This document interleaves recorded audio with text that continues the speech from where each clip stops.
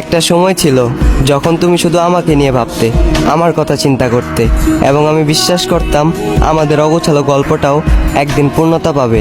তবে কখনো ভুল করেও চিন্তা করতে পারিনি এত যত্নশীল তুমিটাও একদিন আমাকে রেখে চলে যাবে। আজকাল কোনো রকম দিনগুলো পার করতে পারলেও রাত পার করতে পারি না। তোমার স্মৃতিগুলো আমাকে রাতে ঘুমাতে দেয় না। যখনই তোমার কথা মনে পড়ে আমার চোখের কোণে জমে থাকা এক টুকরো মেঘ থেকে অনবরত বৃষ্টি ঝরে। যখনই চোখটা বন্ধ করে ভাবি তুমি আর আমার না, তুমি আজ অন্য কারো ঘরে, তখনই আমার জীবিত আত্মা আমাকে মৃত ঘোষণা করে।